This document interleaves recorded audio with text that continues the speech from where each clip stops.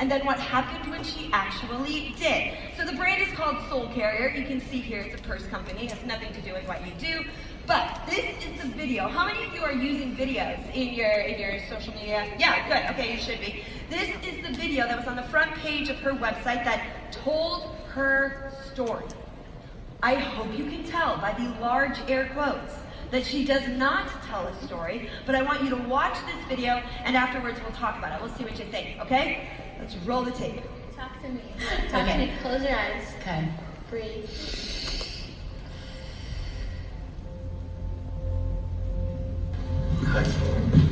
Alright, ready? Yeah. What does the Journey Collection mean to you? It means I'm being who I was born to be. I'm creating and I'm designing and I'm living my dreams, and this is the ripple effect of just finally getting to the place of doing what I so passionately love and want to be.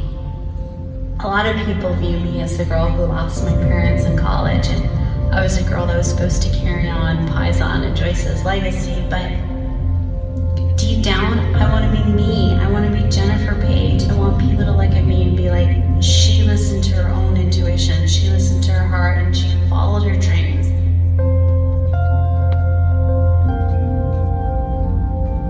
Soul Carrier is a fashion brand and it designs handbags, but it's so much more than that. I want it to be about encouraging young people to be who they are, to follow their dreams, and to not get swept up in the white noise, but to know that if there's something they want to do, to go after it and do it with all their heart and all their passion.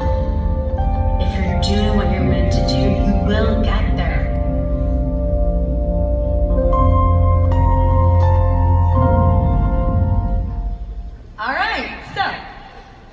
What'd you think? Look at, you're all like, we have a few intermittent claps. Okay, so let's be real here. How many of you thought that video was pretty good? Yeah, okay, you can, yeah, because at first you knew it was the before video, so you were like, this is supposed to be the bad one. But it was pretty good, so let's say that right now. You can do pretty good things and not tell a story, and you probably could have swapped out, like, what this meant. You could say, like, what Monet means to me is following my dreams, pursuing my passion, right? Like you could say that. It was a lot of that high level, that passion talk, but she didn't tell a story. And here's the biggest mistake that we make when it comes to telling our stories. This is the opportunity that we miss. We allude to the story, but we don't actually tell it. We allude to a story. We mention there's a story there, but we don't tell the story. How many of you heard what the story might have been? That she lost her parents? How many of you heard her say that? Raise your hands. Right? Everybody, almost everybody heard her say that. And even when she said that, didn't your brain go like this?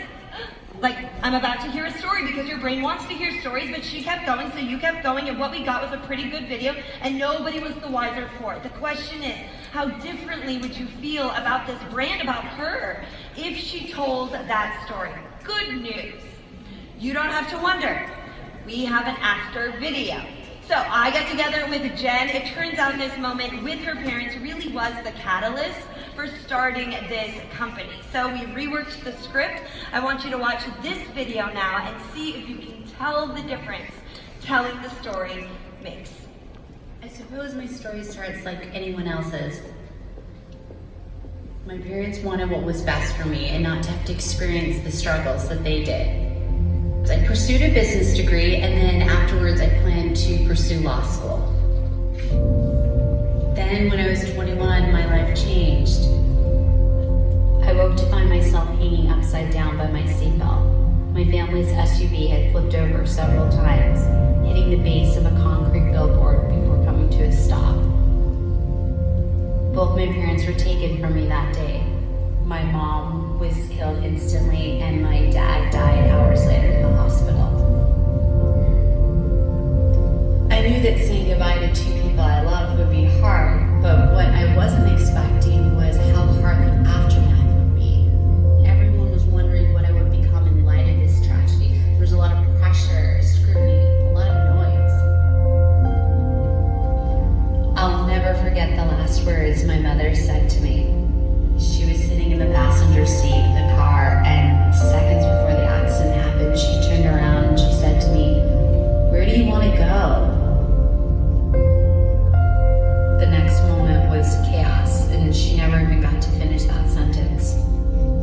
But her voice, that question, "Where do you want to go?" is forever frozen in my memory. I've decided the best way to honor my parents is to find the answer that worked for me, for Jennifer Page, not for anyone else.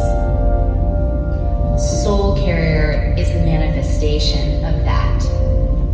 Every handbag I design is created to serve as a daily reminder, to ignite people to do what they're meant to do. I don't know where you'll be when someone asks you that question, "Where do you want to go?" Or if you will have to ask it of yourself. But when that day comes, I hope that Soul Carrier can be a reminder to tune out the noise and to choose the path you were meant for.